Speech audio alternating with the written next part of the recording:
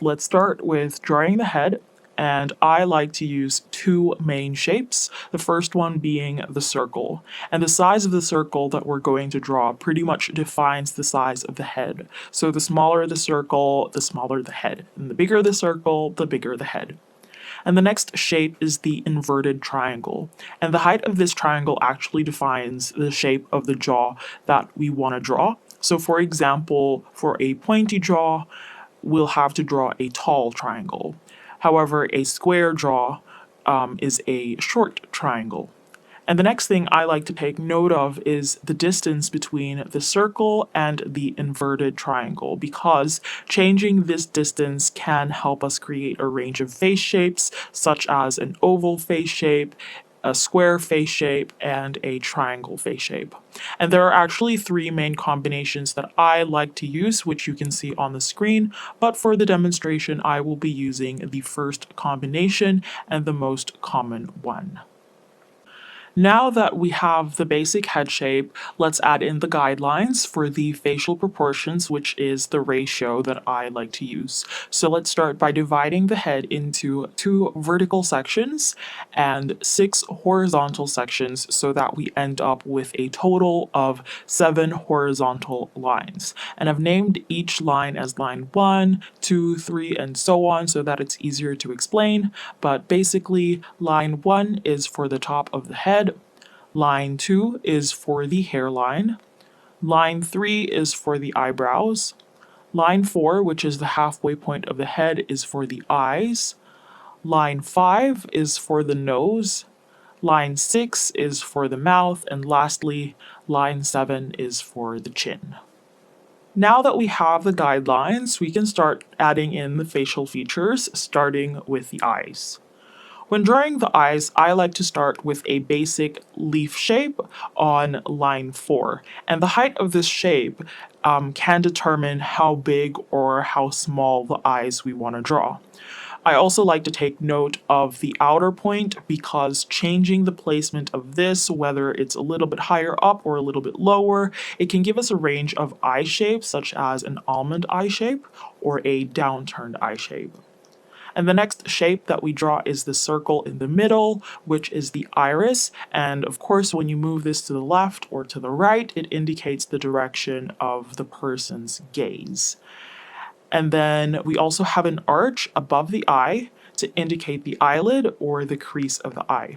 Now the distance of this to the eye gives us a range of eye shapes once again. So for example, a monolid or deep set eyes. And also changing the angle of this can give us either upturned eyes or downturned eyes. And the last thing I like to take note of is the distance of the left eye to the right eye. Normally, this distance is another eye. However, you can draw the eyes closer together for close-set eyes or further apart for wide-set eyes. When drawing the eyebrows, I always draw it below line 3 and I start with a simple arch. Then I make one side thicker than the other. That's basically it. However, changing the height of this arch can either give us a nicely arched brow or a straight brow. When drawing the nose, I like to start with a circle just above line 5, and the size of this circle can give us a range of nose shapes. So for example, the smaller the circle, the pointier and narrow the nose usually is, whereas a bigger circle creates a wider and rounder nose. I then draw 2 arches for the nostrils, and the height and angle of this arch can also be changed for a bit of diversity. I also like to draw 2 more lines that look like the letter C to complete the nose, and the final touch are 2 lines for the bridge of the nose, so it connects down from the eyebrows to the circle that we drew for the nose. And you can draw this as light or as heavy as you want, depending if you want this to be way more pronounced. When drawing the mouth, I start with a basic leaf shape with a V cutout on top and a line in between. And I draw this on top of line 6, and the width of this is normally wider than the width of an eye. But changing this width basically gives you either small lips or wide lips. And then changing the height of this shape can actually also determine how large and plump you want the lips to be or how thin the lips are. And then, of course, you can alter the shape to create a more realistic look of the lips. When drawing the ears, I like to start with a line that looks like the letter C, and the degree of this line's curve pretty much determines the size of the ear from the front view. So some people do have ears that stick out, so that will be a very curved C that we draw, whereas some people's ears don't really stick out as much, so the curve of the letter C that we draw isn't as pronounced. I also draw like this random looking line for a very simplified look of the ear.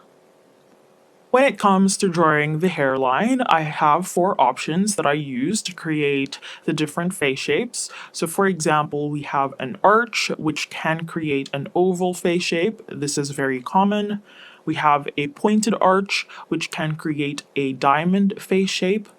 A straight line can create a square face shape, and lastly, a letter M can create a heart face shape. However, sometimes this won't even come in handy since hairlines are normally hidden due to different hairstyles, for example, when you draw someone with bangs. The last thing I like to add to my portraits are circles or ovals, and I actually use the circle that we initially drew for the head as a guide when placing the ovals for the cheeks.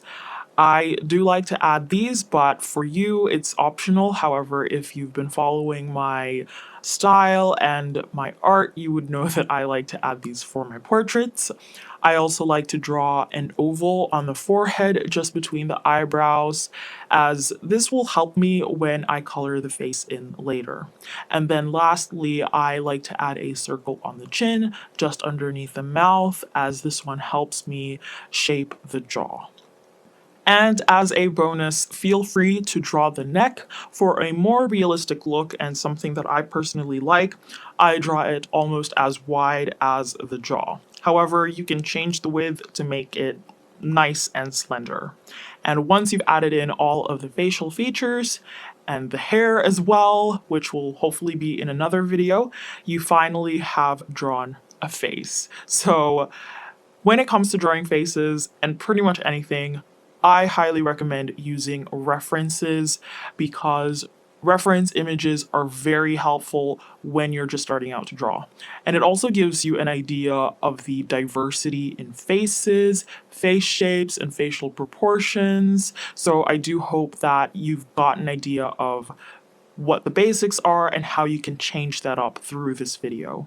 I also highly recommend practicing regularly to try out other combinations and pretty much to experiment with the guidelines that I've shown you in this video.